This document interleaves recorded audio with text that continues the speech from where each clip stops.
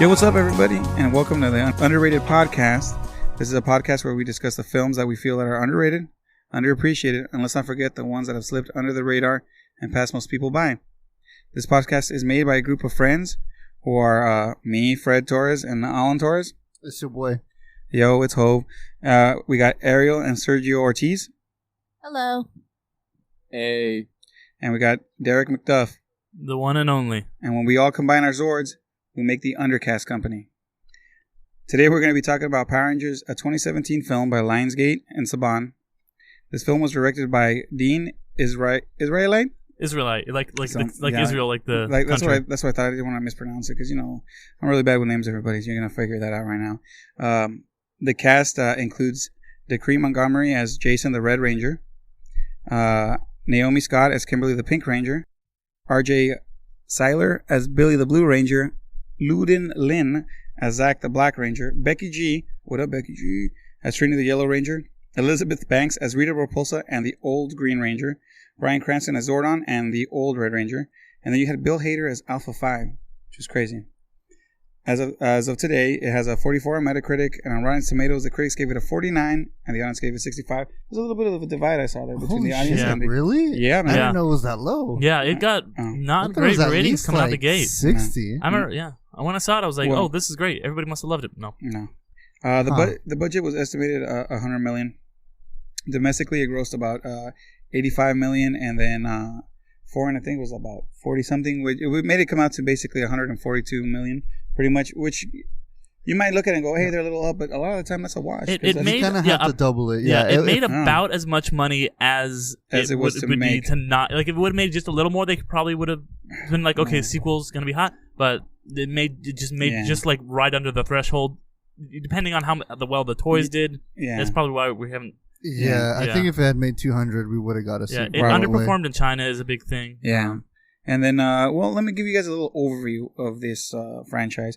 You know, you might think Power Rangers to some is some brand new series, but it's actually a very old series.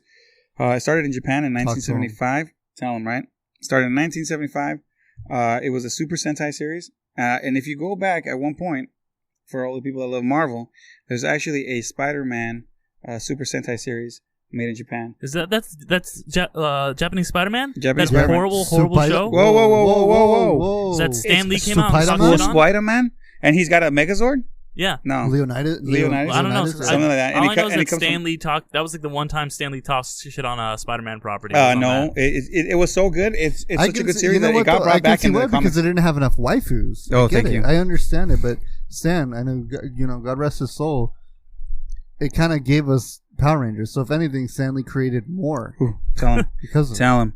So all right. One time I'm gonna get mad at the man himself. Stan the Get Mad, Stanley.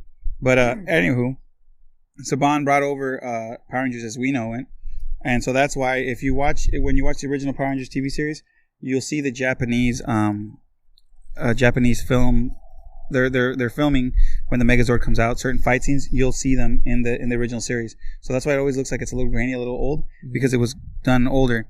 And also you might notice that the Yellow Ranger is a dude. Yes, it was a dude in the original Japanese series. God rest her soul, Trini. No, Trini was a girl. Okay, Mighty Morphin. Remember? Yeah, but she was in Mighty Morphin, is what I'm saying. But he's talking about the Japanese version. No, I know, but still. And excuse me while I butcher this name, even though I love Power Rangers. The Japanese one was Kyoryu Sentai Zyuranger, and it was Mighty Morphin Power Rangers here in the States. It was 93 was the first. It had been going for a few seasons in Japan before, and it is a different show. It's not like, oh, we just did a translation. They use the footage, but it is a different story than. No, it follows the same story. It's its own thing. I've seen both of them. The only little difference is the way Rita Repulsa comes out and stuff. But even the story of like the whole. Well, the green with the evil. No. It's all different. They repurposed the footage. No. There's going to be some similarities. The Japanese and the Mighty Morphin or the movie? No, the Mighty Morphin. The original Japanese show and Yeah. the American version are different storylines. There's going to be obviously a lot of similarities because they're using the same footage, but they are different stories. Well, in the sense of, because one is supposedly back in the day of prehistoric. I've seen both seasons. So one of them's set in the prehistoric times, and that's when those Power Rangers came out. And obviously the other ones are teenagers with attitude. That's where they change it. But essentially the fights, they fight the same monsters. Oh, yeah. They fight the same villains. But I'm saying the story, but the footage is going to be the same. The fighting no, because that's for us, because it's in our place. Obviously, they're in Japan. I'm gonna throw it out there because you guys called me the horror guy. My man's Fred is the Power Ranger guy. Yeah, I mean, yeah, in the sense of I'm not questioning what you're saying. I'm just saying. Yeah, no, I understand. Listening, I just want to make it clear to them that this is not just a dub. No, it's not a dub. I get what you're saying. Okay, no, it's not a dub. But essentially, the same monsters. They fight the same monsters. They have the same things.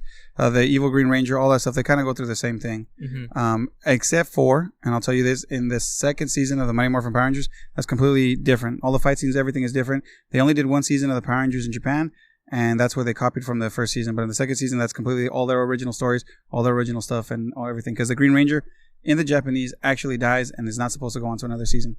But we're getting into the weeds now. Let's get back to the movie. So, what can we say about this movie? Well, you know what? Let me drop a little synopsis in the thing. Let's let Fred drop some knowledge because he is a Super Sentai expert. So the way we see this movie come out is they're in their town of Angel Grove. I'm sorry about that. Yeah. Yeah, it was supposed to be. I believe it's supposed to be named after Los Angeles, Angel Grove. But it's a take on LA. Yeah. LA and Garden Grove. Oh, yeah. That's what it is.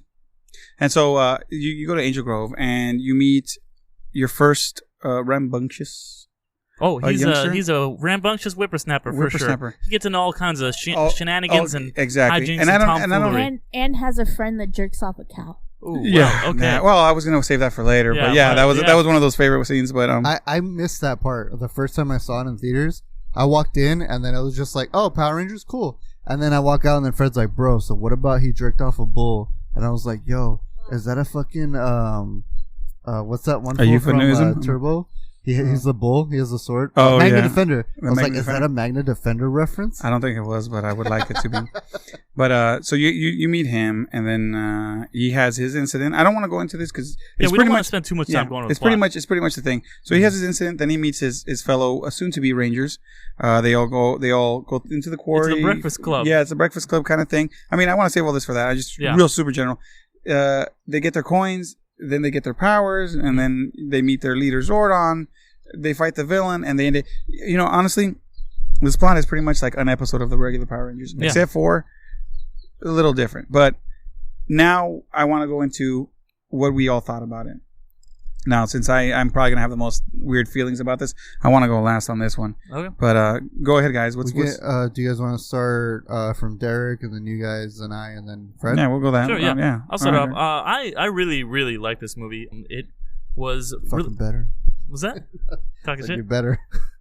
But yeah, it is a movie that is clearly made for us, for the kids that grew up with the Power Rangers and now we're older. Because this is a mature movie. Like, you can tell right off the bat that it's not like cheesy and like it's not like, I'll compare it to, like, for example, Detective Pikachu. That's a movie, while it did have things for us who grew up with Pokemon, it is a movie that is primarily marketed and for kids. We're gonna still enjoy it, obviously, but this movie, it's not a kids movie. It is a movie for older people. It is for young adults to adults. I feel like the whole bull jerk off thing was immediately it's trying to like throw it out there, like, hey, it's like, hey, this isn't your big brother's Power Rangers. Just because we're teenagers with attitude doesn't mean that this movie does not have attitude itself. Exactly. Like, I feel like they're trying to really deliver that home. But and go ahead. It's kind of a much more like thoughtful, even paced. Like, a lot of these blockbusters that are just like these big reinterpretations of a popular franchise, like the Transformers movies, or even recently the Godzilla movies, which I do enjoy. The Godzilla movies, they are kind of just like, these big things, whereas this one, it's a more thoughtful thing, and it does something that I really like, which is the same thing that the first Godzilla movie does, where it takes its time. You don't really get to see the Ranger battles and all the big fighting monsters and everything until the end of the movie, and that makes it so much better. You have all these moments with these characters, and that's what really drives the film. Is you have, like, the best scene, in my opinion, is when they're sitting around the campfire and they're all it's just a bunch of people talking about their real problems. That's what makes the movie great is these characters, My not the guy, monster what? fights. What? The monster fights? You're there Here's for the thing. Let me think. Okay, no. Because it makes you appreciate the fight at the end so much more when you like have been waiting for it. Like when, because I'm not gonna lie, the Godzilla King of Monsters, I was getting a little tired of monster fights at the end. But whoa, hey. I like next time on the podcast. Next time, Blasphemy. Let me finish. Let me finish. Yeah. Because this one, you're like getting a little bit, and you're not tired of it. Or the Transformers movies. Those movies are all just robots crashing into each other for 3 hours. Wow. Is that a Transformer? Okay. That was good when he kicked Bumblebee. I did enjoy that. That's a Transformer. But at the end when it is this big climactic battle, you get the Zords coming out. You get all the kind of cool references. Go Power Rangers! You're like so amped up because you haven't been seeing that this whole movie. You're getting all these great character moments and it's been building, and then you finally get the payoff. And I think that the payoff is so much more rewarding because they had been building it up instead of just having all these fights dispersed throughout it. But, I mean, that's just kind of my first take. I'll talk some more about it. But that's kind of my overall feelings about it. I don't know if you guys want to go It's into okay, that. man, if you don't like to have a good time. Oh, I do. That's why I enjoyed the end of it, and it was great. And I liked the character moments that were leading up to it. Okay, so I'm the youngest here, and I've never really been into the Power Rangers properties ever. Oh. So I was going into this movie cold. And that's it for everybody. Okay, good night, everybody. And that's why you're missing out on life. Hey, who did you wrong in life? The year he was born did him wrong. I was born very post 9/11. Did I let you know that there's been Power Rangers every day? There's Power Rangers out right now. Bro, know there's like Ninja Force? Thank you. Like the Super Mega Force? Yeah, the Super Mega Force. Yeah. Well, anyways, there's so I was going into this Power movie cold, and I did not know what to expect besides Power Rangers. And it made you hot? Kind of. All right. Well, going back to what Derek was saying is that, yeah, I really do appreciate like these characters and seeing them kind of develop because I've never seen these characters before outside of this movie. So seeing them kind of have those moments, and I think they do really work really well. And going back to that campfire scene, seeing them kind of come together, it felt very natural. And yeah, obviously this is a much more mature depiction of the Power Rangers. So this isn't really meant for this new generation of kids. This is kind of to rekindle some older Power Rangers fans to come back to watch this movie. And I could see that as a new viewer coming in. But the thing is that while what they try to do with the relationships is effective, it doesn't really work. So that's because it's a Power Rangers movie, and you go there to see Power Rangers stuff. So, but you do get that at the end. I feel like it's rewarding to get that payoff after all the There is build-up. a payoff, to an extent. Yeah, it is. It's like you wake up in the morning and then you're making breakfast and you realize, oh shit, I'm 20 minutes late to school, so let me run to school, because that's what it felt like in that fight scene at the end. Like they're rushing it in, like, oh shit, what did we forget to put in this movie? Oh yeah, a giant monster and fucking Megazords. Whoops. Yeah, I'm not gonna lie, they kind of did, because they woke up in the morning forgetting. They didn't wake up feeling like P. Diddy that morning. No. They were supposed to be like on it, but no, go ahead, man. So yeah, while what those things we're doing in terms of the people's relationships and the struggles and the highs and the lows of the plots, those were executed very well. But this is not like an A24 movie. This is a Power Rangers movie. And you go to a Power Rangers movie to see Power Rangers stuff. Yeah, because an A24 movie, you're going to fucking wait the whole goddamn movie to see the ghost at the end of the goddamn movie. Casper? For 2 seconds. It was Casper? No, The Witch, Hereditary, Green Room. So I can go on for fucking A24, days. for people who don't know, is this kind of like, they're indie, right? They're pretty indie. They're indie. They like to sound really badass. Mm-hmm. And they like to be like, oh, hey, watch our movie because it comes at night and all that bullshit. Okay, I'm not going to like... The Witch and Hereditary are good. But other than that, a lot of their other stuff... Never mind, I digress. Keep going, my man. Well, anyways, I enjoyed it. And at times, the technicality of it, some of the cinematography in the movie was actually surprising to me, because I was like, oh, this is actually a pretty creative shot. This is actually shot really well. The use of practical effects, I really appreciated. The overall look and design of the characters were pretty cool. I mean, obviously, they're meant to sell toys.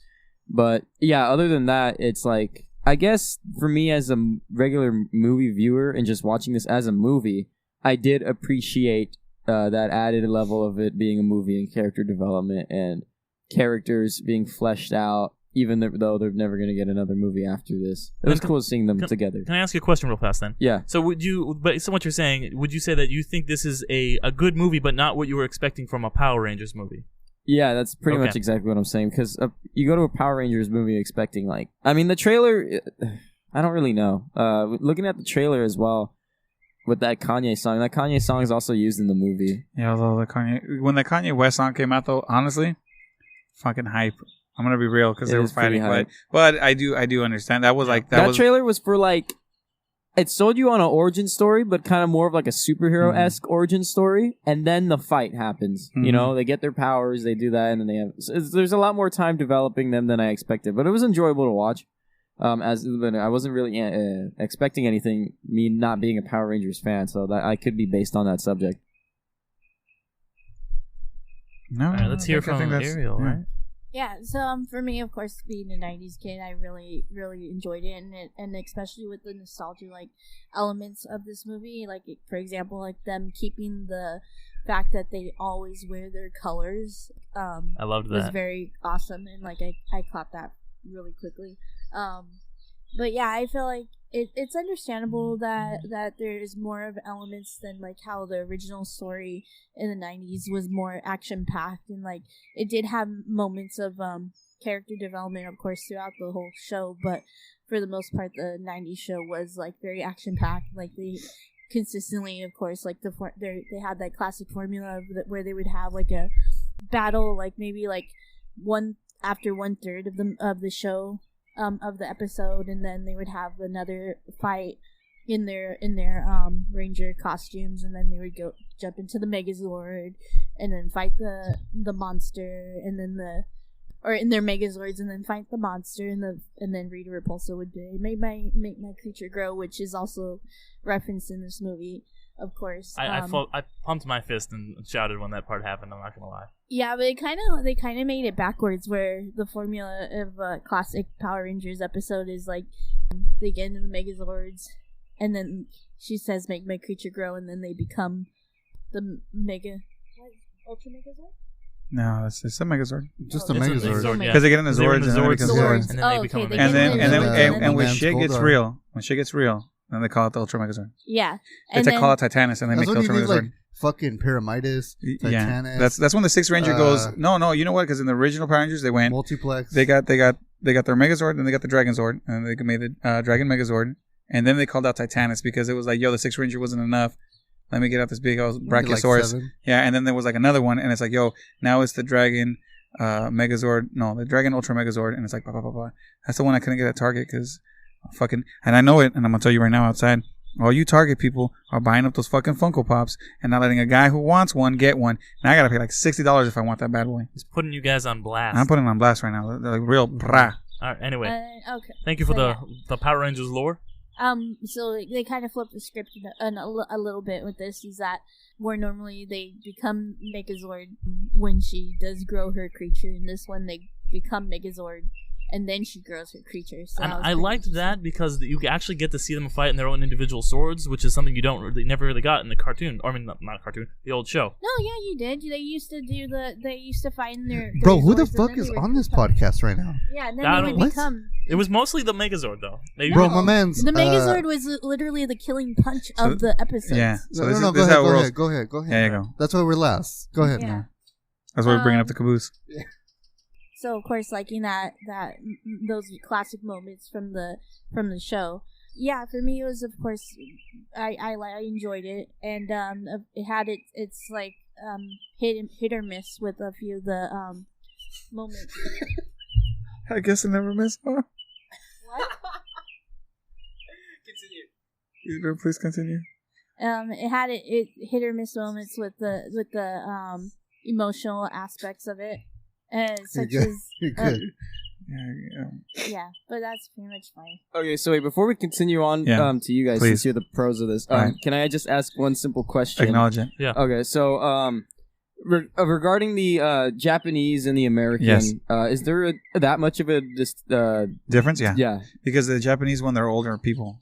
And it's also they're Japanese. Yeah. They're not teenagers and they have less attitude. There it is. No, yeah. There's no teenagers. They're the way you look at it is they come Japanese people with from like attitudes. prehistoric tribes. So all the dinosaurs, like that's one thing in the movie they didn't like give you any information on, like why one looks like a T-Rex. No, they said that. They said in the movie. Did they? Yeah, it said because when it came to Earth, they were the most. The strongest. Dinosaurs Yeah, were the yeah, most dominant life. Can we? Was the Black Rangers and Woolly Mammoth like the show? I don't know. He wasn't. No. Because they that made would have made no sense. So what was? Because the there's Yellow no Woolly Ranger, Mammoths around in the dinosaur times. Yellow Ranger still had But a again, saber it's a tooth. fucking No, it wasn't Power a Rangers saber-tooth. movie.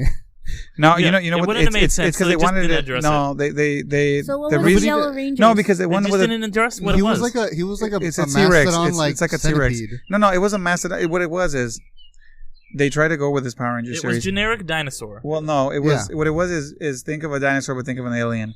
So you got dinosaur alien. Because when they turn into a Megazord, the original series doesn't fucking look like whatever the hell that thing looked like. No, he looks like a fucking giant robot. Yeah, and then he's got that this like one, middle. He looks like an alien. Yeah. A giant fucking alien Yeah. kaiju. So like you have a T-Rex, but it's not really a T-Rex. But then you have a saber tooth, but it's not really a saber tooth. You got that woolly mammoth. They're not thing, but woolly it's not- mammoths and saber-tooths in the movie, I would think, because no, those even did not the, exist. but it's even nobody the at the time. Triceratops was like a fucking centipede Triceratops. Yeah. Yeah, but you guys get what I'm saying, though, right? Like, No, they- I get it, but yeah. I mean, it's still based off the Power Rangers thing. So the Power Rangers had a Triceratops but that's and a why they saber never tooth. said what they were. No, in the they just movie. said the strongest. They just said the strongest things on Earth, but it still looks like a fucking alien at the end of the day. Let's be real. Yeah, that's not. Nobody's debating that. Yeah. So I mean, they took liberties on stuff. I mean, they took liberties on their costume too. That's not really what Power I Rangers did look like the costumes. The though. costumes were nice. They made No, them I'm like not- kind I'm of not like even- look like what aliens technology would conceivably look Yeah. like. I thought it was a cool, like kind of unique look. My Mhm. one thing about Yes. that with the suits is that they didn't have their full face mask on. It's understandable because you have these actors that you want to see their faces and stuff like that. But I feel kind of robbed from my 90s kid self feels kind of robbed from that because those masks when they had them on were incredible. I think what it was is they removed the visor, but you never saw them take the helmet off. In the 90s Power Rangers, you would see them grab the helmet, take it off, hold it on the side when they talk, and then they'd go back in action and they shove their helmet back on and they would teleport somewhere. Like there was a little bit more excitement, I guess, when the helmet came off and came on than them just removing a visor on and off. Like they just saw. because it has like that battle damage thing. It wasn't until I think Ninja Force, where the visors that open. Yeah, And that's probably where they got the I feel like influence when from. they were in their Zords, they should have kept their masks on, their visors on. I think it's because they didn't have them. Okay, well, I'll get to that part right now, and I'll kind of chime in on how I feel about that and why they probably did that. Because I mean, yeah. Go ahead. Any other thing you wanted to? Kind of. So is Saban like a toy company to begin with? No. Or No, They it's a were production company. It's a production okay. company. Yeah. All right. Because I felt like was there a jab of Transformers? Yeah. Of Kim Yeah. kicking? Yeah, Okay. he Oh yeah, of kicked- course. Yeah. Yeah, Okay, but so that was a interestingly jab. now the Hasbro owns the rights to Power Rangers, which we'll get into more later. when we talk Ironically, about ironically, at sequels the and end stuff. of the day, Yeah.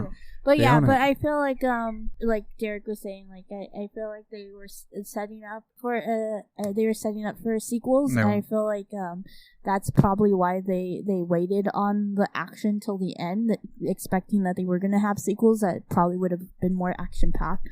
But yeah, that's my thoughts on that. All right, cool. Go. Alan? Well, Tell them. I liked it.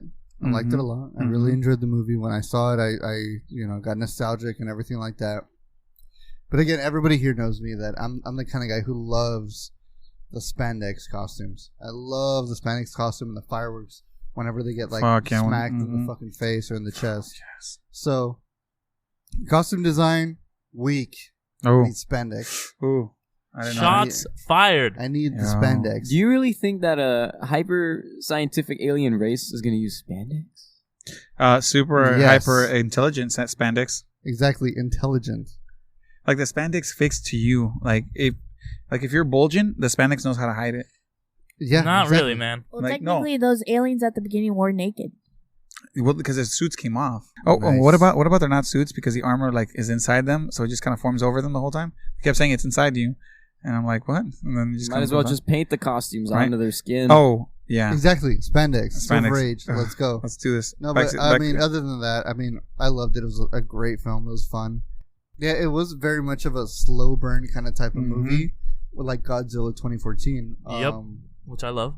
No, I love it too. I love Godzilla 2014 just because that movie itself is very akin to like the very originals, like way back in the day, just like this one. But I mean, at the same time, this movie got a lot of great things right and a lot of things wrong.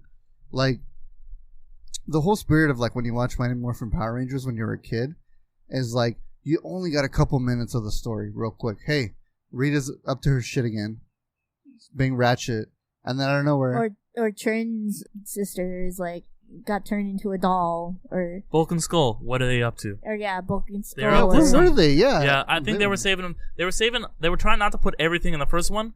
They were trying to save, like Lord Zed and Tommy and these things. So they weren't trying to just push everything in the first one, which I was really happy about. I was expecting just everything you've ever seen in a Power Rangers movie or a Power Rangers TV show to just be in the first movie, and then like them burn themselves out like they did with the fucking X-Men movies, where they like keep having to reuse the same plots because they used all the good ones already. Can I say a quick thing about Tommy? Even though he's my favorite. Him and Jason are my favorite. Everybody's favorite, except for my boy Alan over here. Me and Alan love the Red Ranger. Red Ranger, baby. Also say John. Let's go. I collect multiples. My top three are. Best Power Ranger. Gold Ranger, let's go. Oh my god. Fuck yeah. Well, my top three are Tommy, Oliver, Jason, and Billy. Yo, you know why Tommy's the best Ranger? Because he's been on like 7 seasons of the Power Rangers. He still exists as a motherfucking Power Ranger. What happened to Jason? I don't know. Burnt out after. Top three, let me tell you right now. Okay, go ahead. Shoot it. Red Ranger? Yes. Let's get it. Let Ariel get back to it. So something that it was pretty cool that I actually forgot about Tommy is that his last name is Oliver, and me being a really big Green Arrow fan was very happy. Oh shit, Tommy Oliver Queen, fucking both green. No, oh yeah, exactly. Conspiracy? But also, I think not. Watch the next Watch if Mojo. You don't know. But yeah, that's my only comment. I have to throw in my Green Arrow knowledge. Yeah. All right, Alan, what were you saying? Top three Power Rangers. Here we go. Jason Red Ranger, Jason Gold Ranger. Mm-hmm. Jason is a normal guy. Wait, Top three. No. Bro, let me finish. Oh, okay. So Jason Scott Lee, Red Ranger. My name is Power Ranger. Okay. Jason Scott Lee again, my boy. Gold Ranger, Zeo. Got him. Right. You got it. Austin St. John, gay porn star. He's not though. He was like a firefighter, dude. He's a firefighter. No, not a firefighter, like an EMT. EMT. No, but there's a massive fucking rumor that because he looks a lot like a gay porn star, and there's so many fucking rumors back in the day where they're just like, my man's left Power Rangers. Listen, I wanna apologize for. No, it's cool. Any of his comments he just made right now. No, I was gonna say, John, dude, you're my favorite. I love you. You're fantastic. He gets it. He's heard it all the time at conventions. But I love you, man. Has he? Best Red Ranger. Yeah, no, yeah. He's the best. We this is established. The other day. We're homies. Oh. He put a restraining order on me, but he's like, "Yo." That one makes sense. I was about to say that you guys made a video together. That makes sense. Oh yeah, dude, it was fucking dope. It was pretty dope. You guys are going. Wow, I can put the link down. No, it's called. I don't want to say what site it is. Can we not? Can we just? Let's get back. Can we just? Yeah. Can we get back to what the truth? Anyway, but anyways, no. But anyways, I digress. Go back to the whole point. No, I love this movie. It was a lot of fun. I enjoyed it. I apologize. For me, the slow burn part was cool, but at the same time, I grew up with it. And, I grew up watching. Me and Fred. I'd be at his pad and we'd watch Power Rangers in the afternoon, and you look forward to that like hype moment where the story real quick. Hey, there's a fucking upside down jack-o'-lantern fucking shit up in Angel Grove. All right, we need the Power Rangers to fuck it up. Boom, get out there. And a little. And that's why I asked the question. Is there really a big difference between the Japanese version of Power Rangers and the American? Is because I think it's very serialized. Yeah, it's very serialized. Yeah, where, like every episode. Well, I mean, like it's like it's a monster of the week. If you look at it, every Power Ranger show, there's a formula to Super Sentai, which is what the Power Rangers are. You're gonna have your Rangers. You're gonna have the villain they're gonna fight. They're going to live life regular sometimes. I mean, more now than some of them. They're going to meet that monster. They're not going to be able to defeat the monster. Or if they have to find some way to overcome it, they overcome it. They defeat it when he's small. Rita or whatever villain you're going to have comes out and says, I'm going to make this grow. They make it grow. The Megazord comes out. And then you end the story on a happy note. And, that's kind of... Exactly, and it's a lovely formula, especially for kids, because at least kids, it kind of tells kids that, like, hey, you're not going to win right off the bat. But like, this was not for kids. This was for people who have already enjoyed it. I mean, that's how I feel.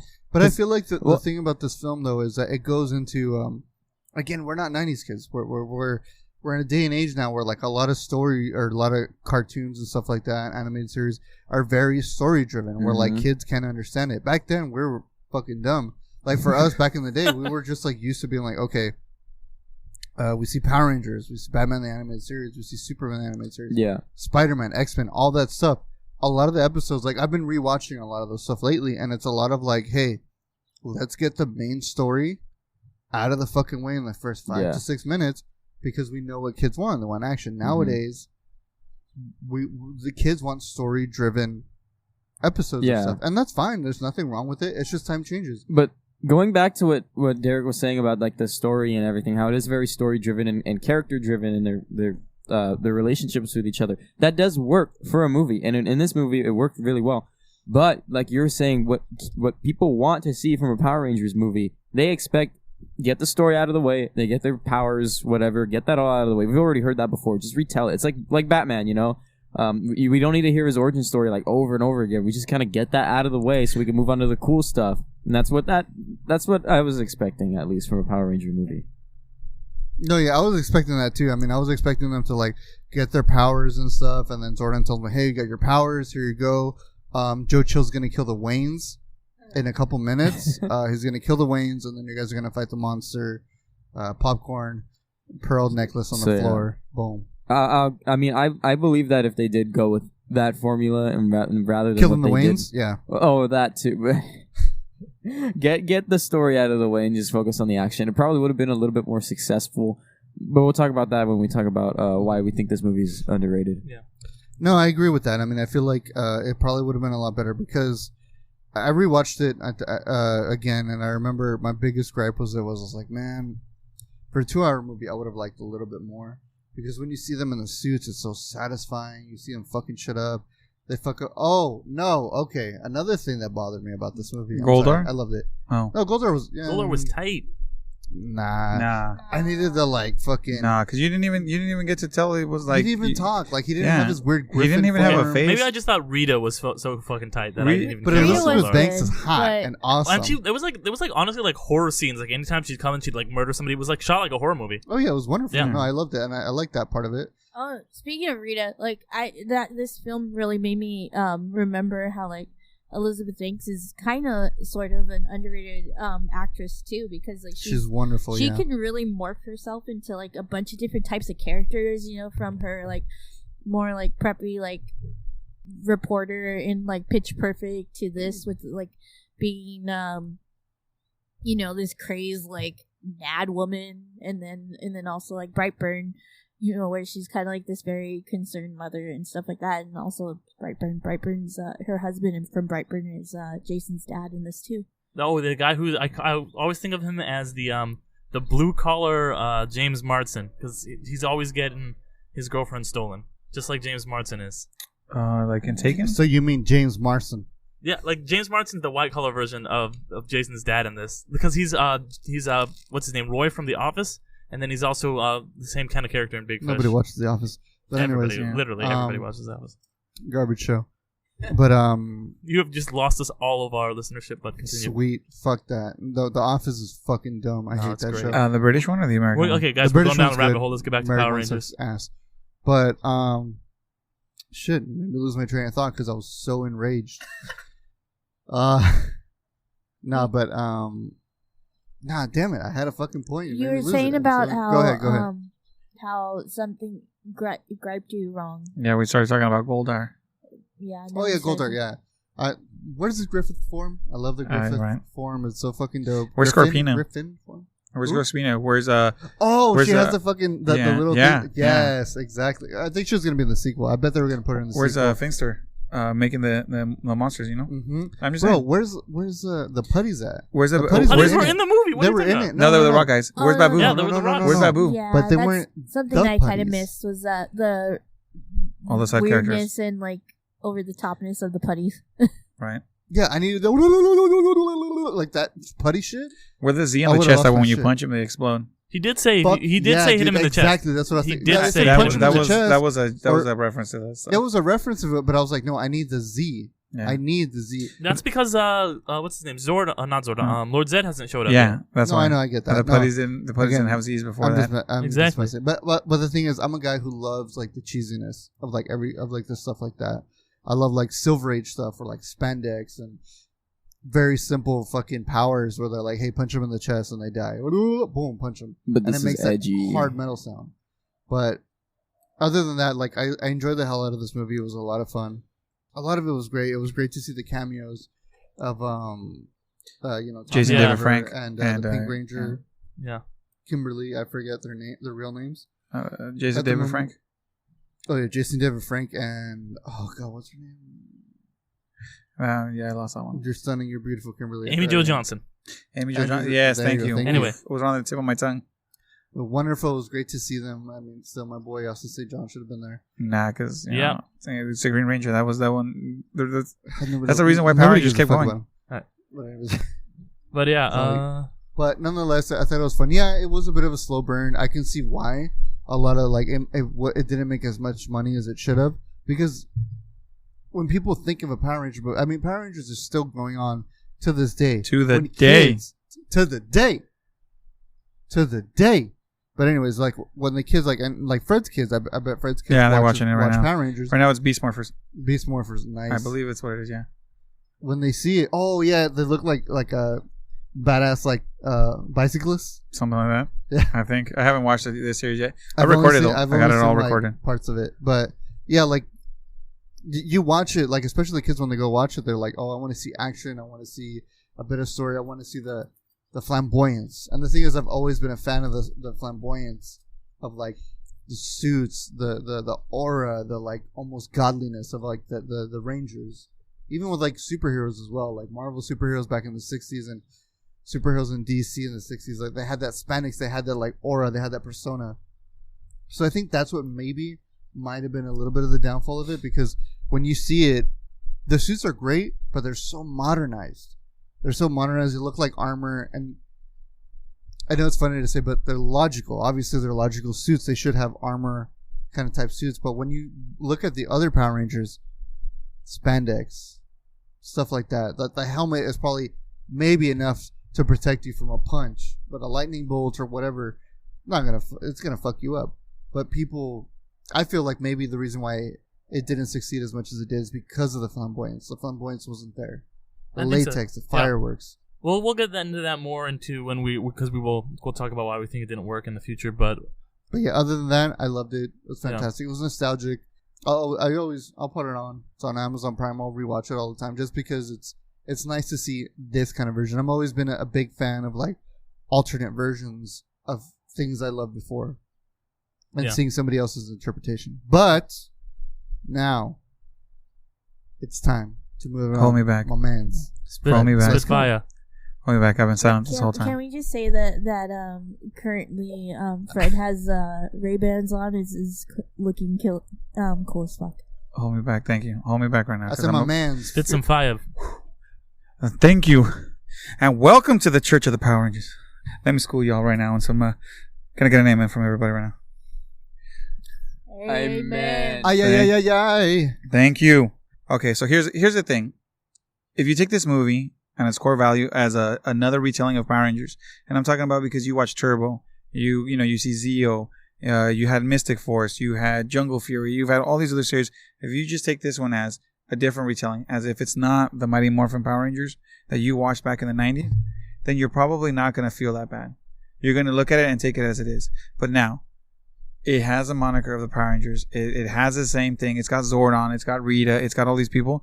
It's gonna make you think back to the other Power Rangers. Now, I think they did it right when they made the movie back in '95 with Ivan Ooze, and they could have just stopped there. You know, when you make a classic like that, why the fuck are you gonna make another one? White Falcon Zord, right? That White Falcon Zord, baby. Like in the sense of, this was a good movie. This had the right thing. It had the teenagers. It had the stuff. It made it a little bit more modernized, a little bit more modern times. You know, but it also felt like it was trying to hit a lot of stuff. I mean, maybe I could be wrong, but it felt like, hey, you had Becky G being a lesbian, you had the kid being autistic, you had the football player that went bad was coming good because he was all rambunctious, and the Asian kid with his mom being sick or something. It seemed like everybody had some crazy issue than just teenagers with attitudes. Now it was more like a Breakfast Club. Yes, it is. I do like they did touch on real issues that teenagers went through. But that's the thing. Like, if you're gonna make the Breakfast Club, make the Breakfast Club. If you're gonna make a Power Rangers movie, the thing is you already have a template and how the Power Rangers movie is done, and that's why I agreed with Sergio right here. It's got in its core value, it's still a Power Rangers movie. Now, I'm not saying you can't have those things in the background or have that as an issue for them, because they should have issues. Billy was bullied, I believe, if I wasn't mistaken. Like, he was a little geeky and stuff, and he everybody was bullied for being autistic. No, not how the fuck, like. God, no, and that's what I'm saying. Like, it's pretty rough. Like, it hits hard. One thing would be like, maybe he's autistic and he's having some troubles, but they hit you hard now. And then I want to also mention, because you all mentioned all those the cyberbullying that kind of and the nudes, and all. Like I said, it's the shit that kids have to do these days. It is in my high school. It is, and I get it. And at the time, and like I said, they're trying to pull some forward, because what the Power Rangers always does is it does have topics. There have always been issues, even when you watch the series, where something bad happens and they kind of give you a lesson, like, hey, don't be mean to people and all this stuff. And it's happening even in the series. If you watch the Power Rangers show now when you're older, you get a lot more out of it than maybe you would understand as a kid. Because obviously as a little kid, you're just going to see the explosions, you're going to see the Megazords, but almost every series has a little bit of like, be good to each other and be cool. And another issue I had was, I like the fact that Zordon was a Red Ranger, but they also take away with, like, Zordon was a mentor, right? In the original series. He was their mentor. He was the guy they looked up to. Zordon in this movie was a fucking dick. I kind of like that. Yeah, but like the thing is, you're looking at he grew as a character too. But he grew into a mentor role. Even like to the point where it was only like one turn of like, oh, like if Billy didn't like die, that he probably would have come back. Yeah, that was the issue that I had. And it's understandable that he like wanted to just get rid of Rita Repulsa, but he kind of like it is kind of like grounded in realism of basically like that's how a person in this kind of desperate situation would react to, like, okay, he gave them a chance, but it seems like it's not working, that okay, you have to do it in a different way. But yeah, it was kind of like that. It wasn't the Zordon that that was that mentor. Exactly, because Zordon is a mentor. Zordon's supposed to teach these kids how to be Power Rangers, and that's what he was trying to do. But it seemed like the whole time he had an ulterior motive, that there was never to really help these kids. These kids were just a means to an end. And they address that in the movie. Yeah, but what I'm saying is, like, that's not okay, because at the end of the day, you've got to understand, Power Rangers is not a show for us.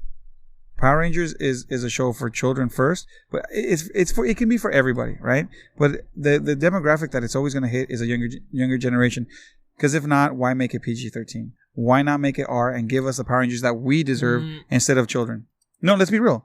Let's be real, because Power Rangers is a kid's show. But if we do get an R-rated fucking Power Rangers movie, we're going to get gray and black Power Rangers. We're not going to get the gorgeous, lovely primary colors. Yeah, I think PG-13 was a perfect rating for a movie that is for the kids that grew up. Well, I don't think you need to go full on and make it but here's the problem. Because here's the problem. If you're going to go with the kids that grew up in the 90s, we're not kids. Yeah. We are not kids. We don't need to see an R Power Rangers movie, though. But now what I'm saying is, you're saying for the kids that grew up, the kids that saw the Mighty Morphin Power Rangers? Yeah.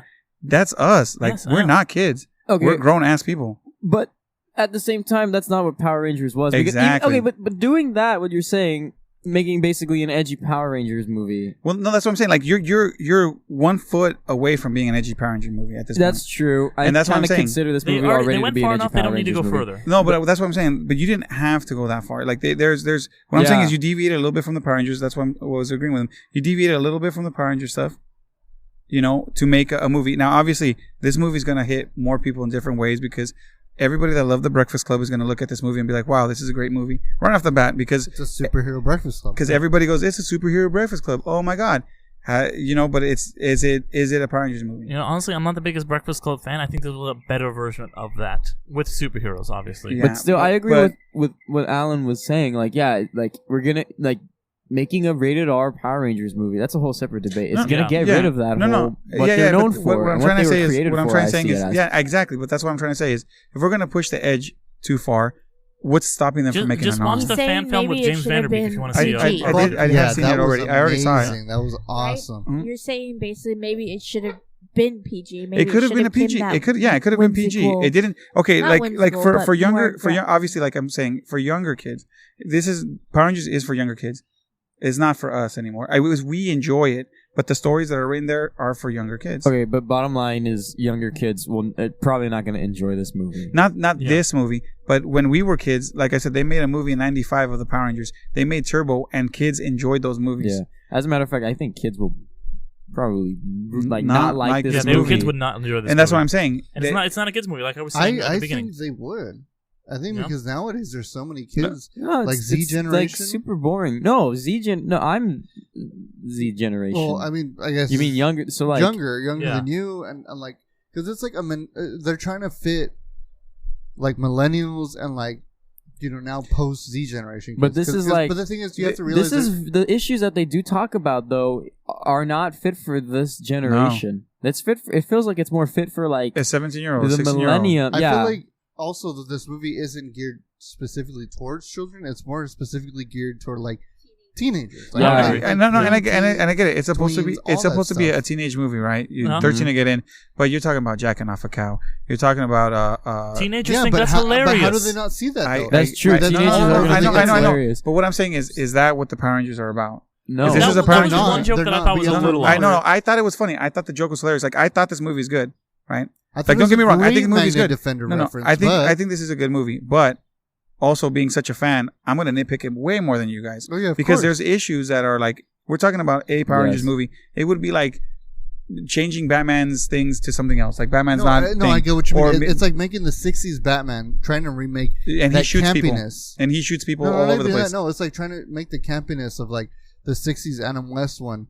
Where, like, instead of just being like, oh, he does the weird little fucking dance from the 60s movie, to him being like, hey, I jerked off a bull, young ward. Yeah. That's what I think the difference is between, like, reinterpretation or a bastardization is when you go against what that... Because there's certain rules you have to follow. And if you break those rules, then it's not even the Power Rangers anymore. And that's basically all I have to say about that. Yeah, like, I mean, they still had, like I said, they still made a good movie. I just think that there were a few things where, it's tit for tat. Everyone's going to see it differently. But some of the big issues I had, we went way more for the story of how these kids get together, how these kids find the coins, how these kids are going to be friends again, how these kids go through their stuff. I get it. But that was the big chunk of the movie.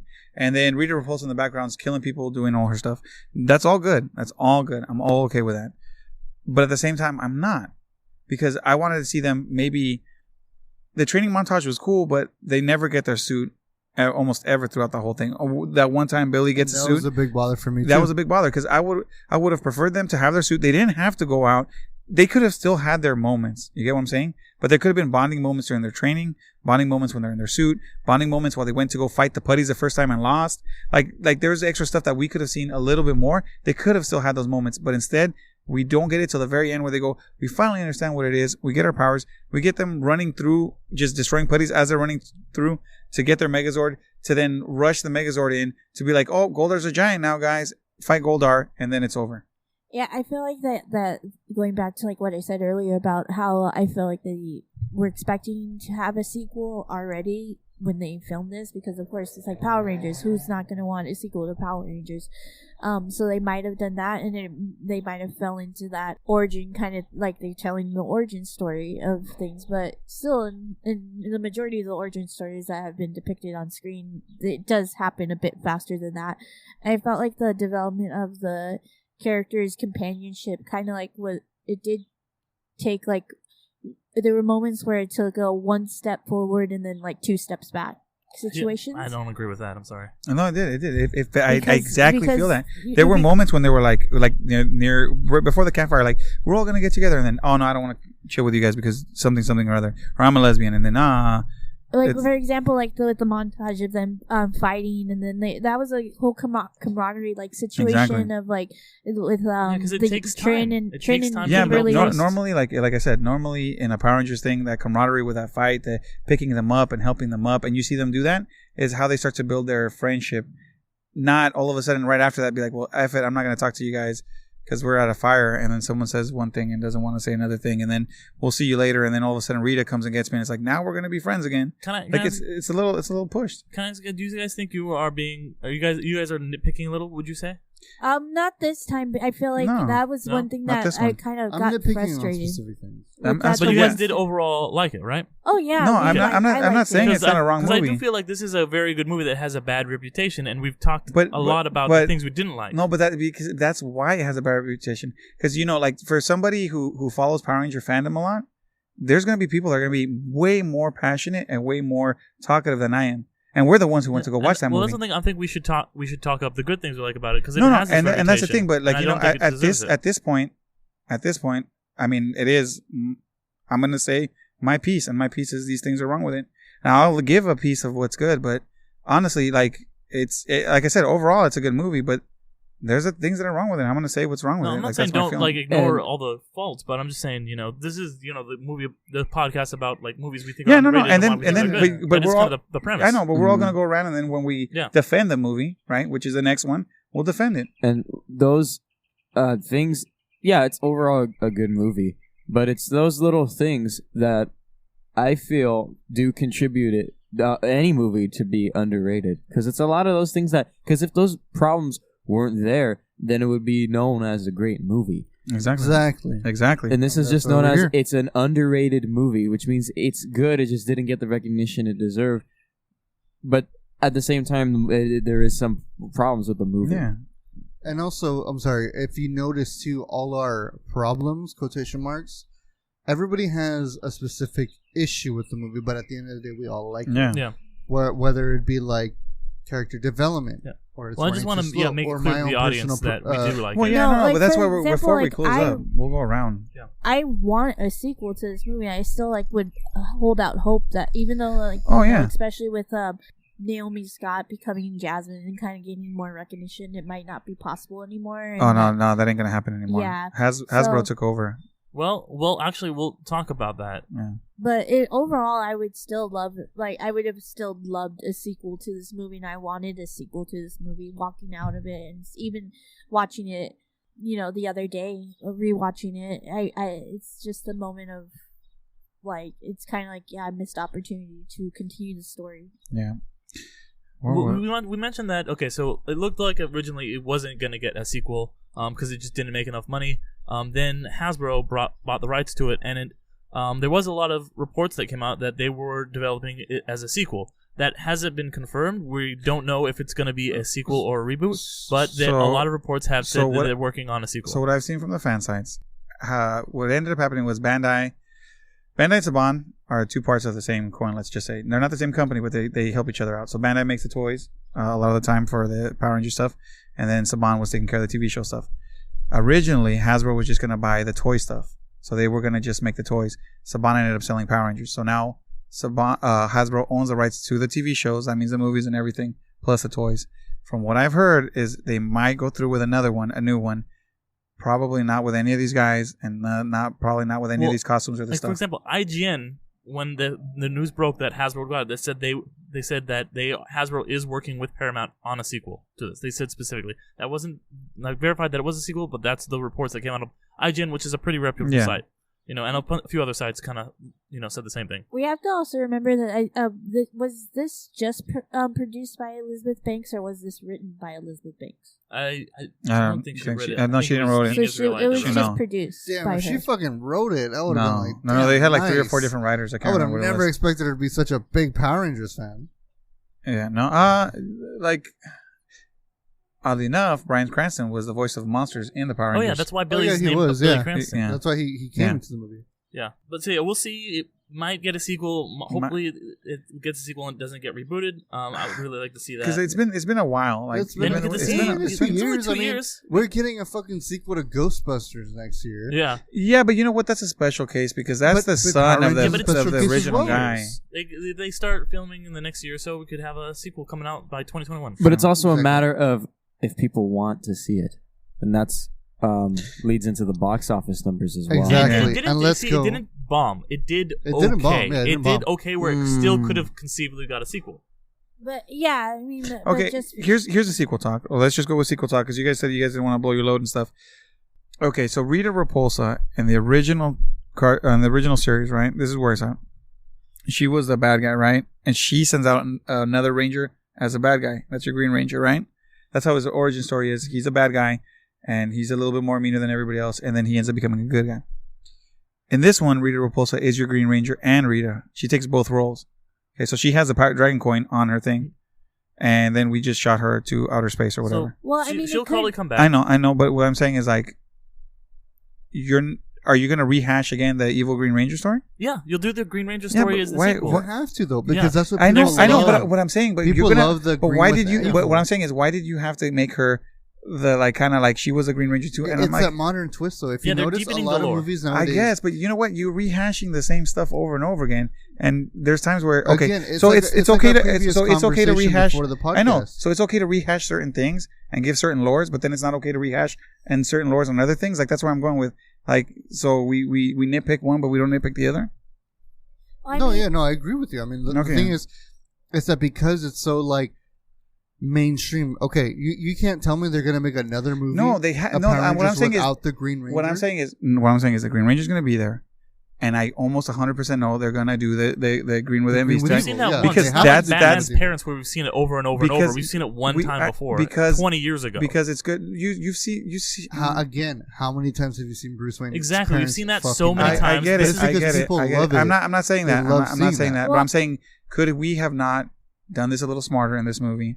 Done it a little differently, so that way it would be the first time that you would see it. But that's the twist of it, is that Rita Repulsa herself was the Green Ranger. Instead of it. It's a modernization. Yeah, it's a twist on a tale that we've all known. And we don't really see a full powered Green Ranger she never gets in the a armor suit. or anything. She has the armor in the beginning of the movie. It's just a part of her backstory. No, she has the armor in the beginning of the movie when you see like the little prequel. Yeah, just from the beginning. It's just a part of her backstory. Is all. Like I said, it's some of these nitpicks might come with me because I'm a little bit more passionate than everybody else, obviously. And I get it, but I'm also seeing it from a different lens. You know what it was? It was like, we're setting this stuff up to do in the sequel. We're setting up that she has the green power. We're setting up that she used to be the Green Ranger. It didn't really affect this movie too much. The problem was in the sequel.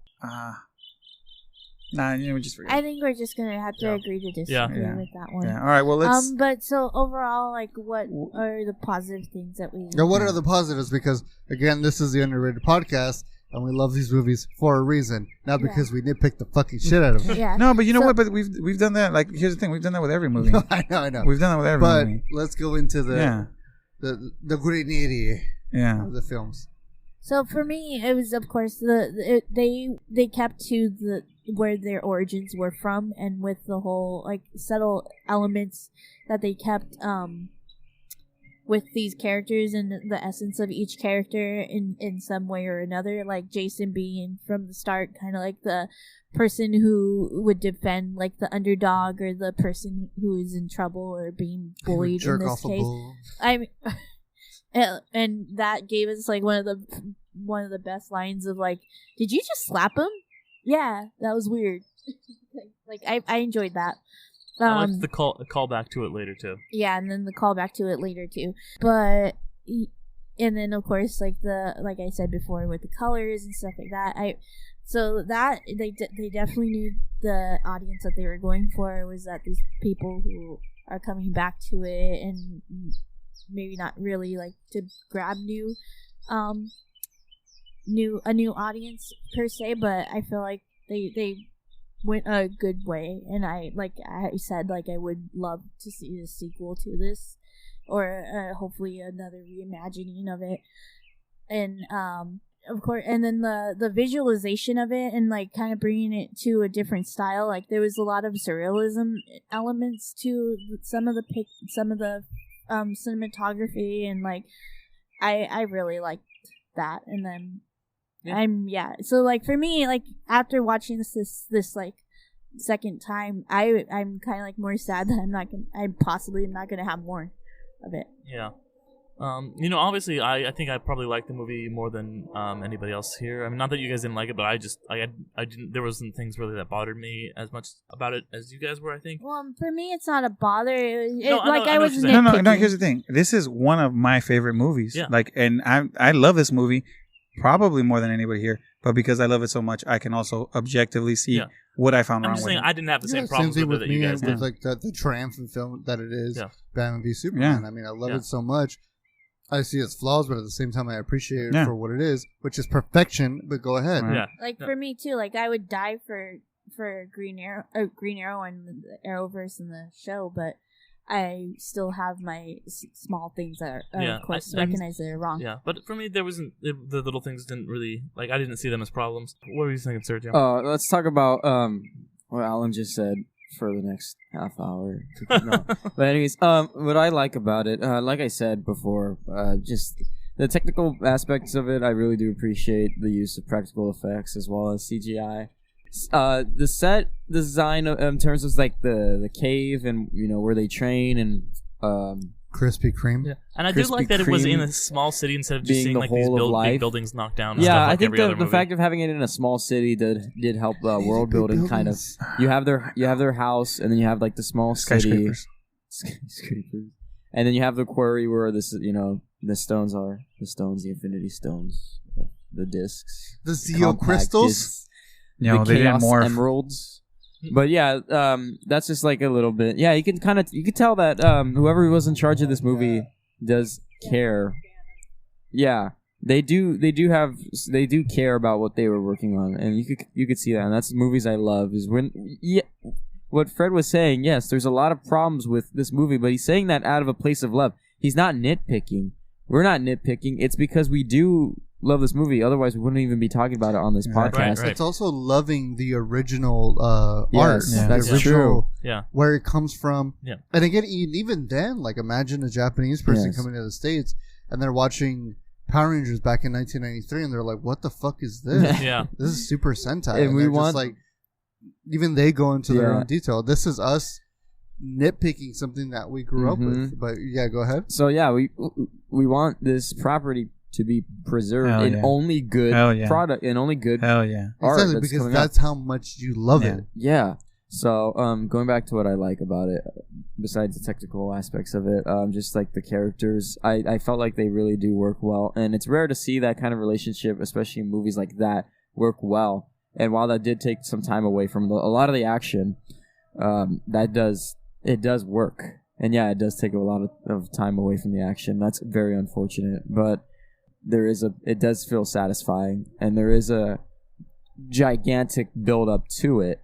So obviously it does feel very satisfying when it happens.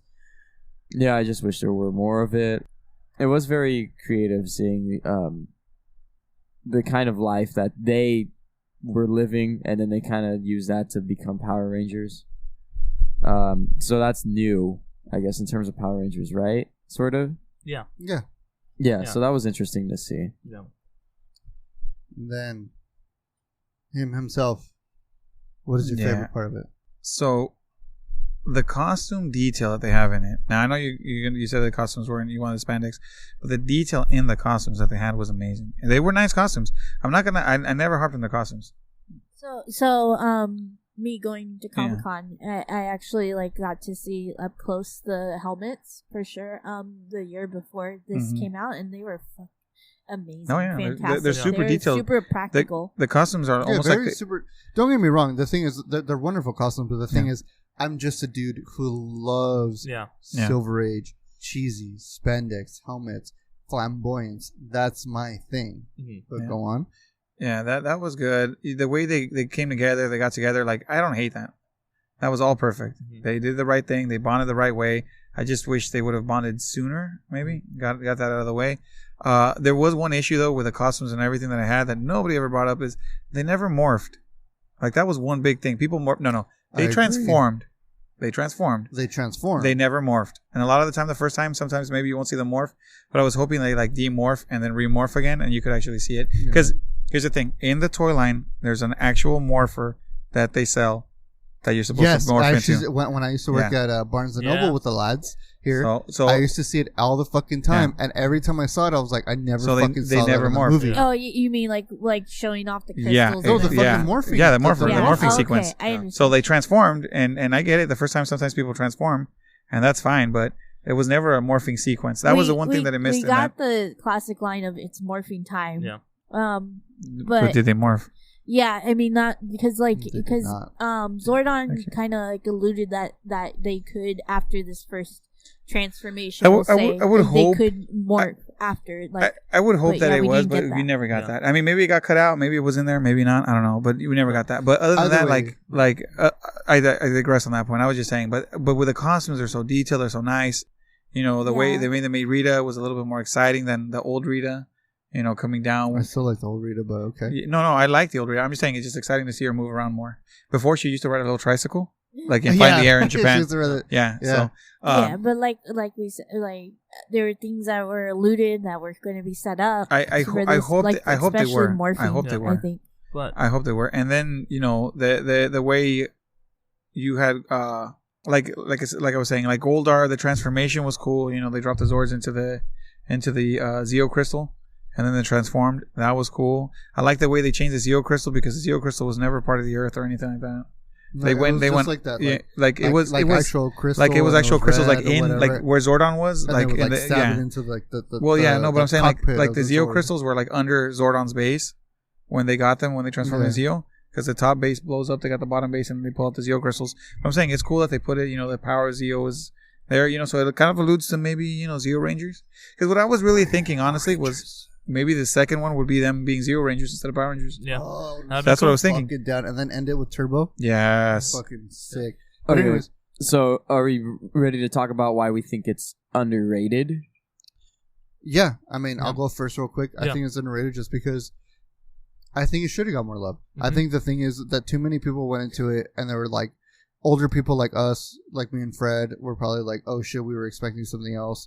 But I feel like if I you think notice, that was the thing, the misconceptions. the that people had about misconceptions, it. a lot of things. If you notice, everybody here has certain kind of ideas of what they expected. Mhm. Because, like I was just saying, I love the flamboyance, I love the spandex. Then somebody else goes, well, I like the story, I like the character-driven arcs.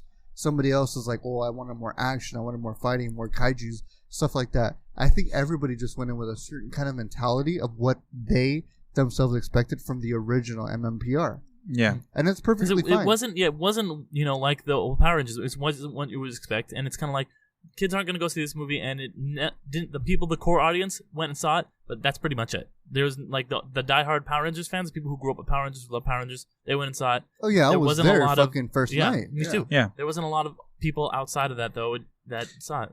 Yeah, I believe that this movie had a core audience, and that core audience did go see the movie. I just think that this movie chose too small of a core audience, and while executed well, I believe that not enough people wanted to see a Power Rangers movie, especially a Power Rangers movie made like this. A thoughtful kind of like, yeah. And I think that a lot of the critics, they were like going in like expecting either a Smash 'em Up Power Rangers movie, or then when they got expecting, or like Shadow the Hedgehog, basically. Yeah. This is the critics were like, most critics are just like right off the bat probably not going to give a Power Rangers movie a good score. They people, the Roger Eberts of the world, tend to look down on these kind of movies. With this kind of film, there's so many people to please. Mm-hmm. There's a lot of people you want to please, but at the same time, you're not going to be able to. No, because it touched like it's a good part of this movie. It's all about like building friendships and like all these real issues, and like these people start as outsiders and they come together and they learn that they have all these problems with themselves that they can, when they talk to each other, they can help each other out, and it's about being in group. And that's the cool thing. They can only morph when they learn to trust each other, and that's like a big thing in the movie. And I think like that's not what people want from a Power Rangers movie. No, but that's the thing that like every and that's why Power I think it's underrated though. That's what I'm saying. Well, but that is kind of a Power Rangers. That's a Power Rangers thing, theme. because I was going to say that happens every season, every time. Every Ranger has to come together. In this way, at least. That's what I'm saying. It's not in a way that it seems like a Breakfast Club style movie, Yeah, I guess. I mean, it depends on how you look at it. But I believe it was underrated just because it was a little avant-garde over the Power Rangers normally. Power Rangers, I mean, I don't know how popular Power Rangers is right nowadays. That's another thing. Back when we saw it in the 90s, mm-hmm. I bet a lot of people went and go watch the Power Rangers in the 95 because it was just, at the time, was hot. Power Rangers were hot. That was a big thing to see. Is it that popular now? Maybe not. I think that maybe, hopefully, now that it's on, right now that it's on Amazon Prime, and it's free. Hulu, maybe more. Hulu. It's on Hulu. No, I saw it on Amazon now Prime. it's on Hulu? Yeah, it's on Hulu now. Okay. No, I saw it on Amazon Prime the other day. Yeah, it's on Amazon We Prime. saw it on Amazon Prime. Oh, is it We on? saw Oh, yeah. it. Okay, maybe it's Yeah, on both. Then. I don't. Because I watched it on Hulu. Yeah, because I saw it on Amazon Prime. But well, now that it's on some streaming sites for free, maybe it might gain more of an audience. Perhaps. I mean, I hope so. I think it's good. Like I said, I think it's good. I love it. It's a Power Rangers movie. I'm gonna watch it. It's just like anybody who watches, like for example, all the DC fans that watch BVS and say it's the best movie in the world. I mean, it's not in the same category because Power Rangers was better than BVS. But what I'm trying to say is you're gonna have diehard guys go like, "Wow," they're gonna defend it. What person is saying that? Yeah, but like you were saying, I think that even if you guys aren't, superior. if you guys aren't Power Rangers fans, still go give it a check. Oh, yeah. Go check out this movie. Oh, most definitely. Like because there's people who are not gonna just they're gonna want to say, oh, it's Power Rangers. I don't want to watch if it. you're a Go check it out. If you're a Power Rangers fan, you should go into it thinking of it's just another series of Power Rangers. A different telling of Power Rangers, a different group of Power Rangers. Don't think of it interpretation. Don't think of it. No, not even interpretation. Just take it as, like I said, when you go into Zero, it's just a different Power Rangers, different group, different powers. Just go like that. These might be Power Rangers, and they might have Power Rangers in the title, but you know what? They're not the Mighty Morphin Power Rangers. They're just Power Rangers. All right, They're Saban's Power Rangers. Well, Right. they were.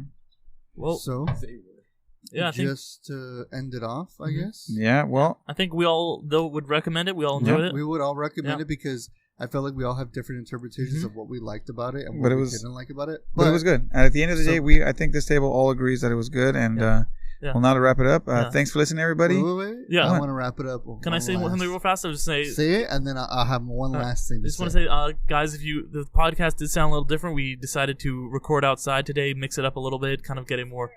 Yeah, it is. We're in Southern California. It's We're real in hot. lovely It was, Angel 83. Grove, Yeah. California. just the sun's down the street hot. from Disneyland, but it Oh. is real hot, so we mixed it up, and so that's why we're doing kind of a more natural podcast today. So if you guys hear some birds chirping, that's Listen Yeah. to the birds and the bees. We normally record in a hot in a hot as garage. fuck garage. So please bear with us while we don't pass out from heat exhaustion. But yeah, anyway, Alan, go ahead and wrap it up. And then lastly, I want to wrap it up with, all right, guys, listeners, if you are Power Rangers fans, what is your favorite Power Rangers theme? What theme song makes you go, fuck yeah, that is my shit? Derek, do you have a favorite theme? It's got to be Mighty Morphin. You can't beat Mighty Morphin. Mighty Morphin. It's so fire. It's to this day, I still have that on repeat in my brain. Mm-hmm. And then Sergio? Yee. Huh? That's a pass from him, I think. No, Yee. Yeezy. Power. Yeah. Kanye. Oh, got him. Nice. Considering that Mighty Morphin was my generation, and I unlike you two didn't keep up with it. Mighty Morphin, yeah, definitely. So everyone's gonna go Mighty Morphin. What Hell about no. you? What This is the problem. You Oh, guys haven't expanded your mind. You haven't. No, you have not. It's Let's go, the son. ending theme song to the Japanese version of Kyoryuger. It's the fucking best. They even dance around and they make little like chopping things. I'll show it to you guys on YouTube later. But it's a Link shit. it, put it in the link. It's a shit. Yeah, we'll link it below. And Alan, though, what's yours? Give us your. Of course, my favorite, the best. Mm. Oh, Zio. y'all think about NPR? No, And it's not Zio, baby. Zio. Zio's good. Shit him. Stronger than before. Go Zio. Fuck yeah, dude. That's I my like shit. Zio That's too. my Don't favorite get me one. wrong. All right, Right. but yeah, thanks guys for listening. Thank you for listening, lads. Yep. So, guys, thanks for listening, everybody. Hit that subscribe button on your favorite podcasting app to make sure you're always notified when one of our new episodes comes out. And if you guys could give us a 5-star rating and a great review, we would really appreciate that. It really helps us out. Also, if you guys would like to share out our podcast so that others may enjoy it like you are, we also really appreciate that. And let us know what else you guys like to hear from us. What other new podcasts, what other new episode you might want to hear on our podcast. If you guys got a movie that you guys think is underrated, you guys might want to hit us up with. By all means, go ahead. But thank you for listening and thank you for hanging out with us. We are the Undercast Company and we're made up of Ariel and Sergio. Nerd Incorporated, thank you for being easy. You guys can check them out at Nerd Incorporated on Instagram and any other things. We do a podcast. I do a podcast with Derek in Bringing Stones and Dragon Bones. It's a Marvel podcast that we release basically after every major MCU release. So expect the next one for Spider-Man Far From Home. Dope. And then you got me, Fred Torres, and Alan Torres from Shift into Turbo. Go! Fighting. Yeah. You can find us down in the slums singing Power Ranger songs for money. And also at District 6 on Instagram and on all of our stuff. There's no I. And pie? I? No, there's I no There's pie. I. And fly. Fly. Maybe. And we got Derek Duff here. Where can we find you? You can find me on Instagram at Derek's Photos. That's DERICKS _photos. You can also find me on Facebook on Derek's Films and Podcasts. But yeah, and then listen to that podcast Ariel mentioned before, Community Sons of Dragon Bones, that I run. Cool, and you guys can expect another amazing podcast on another underrated movie soon. Please join us again. And we out until next time. Thanks. See you later. Life, brother. Take it easy. All right.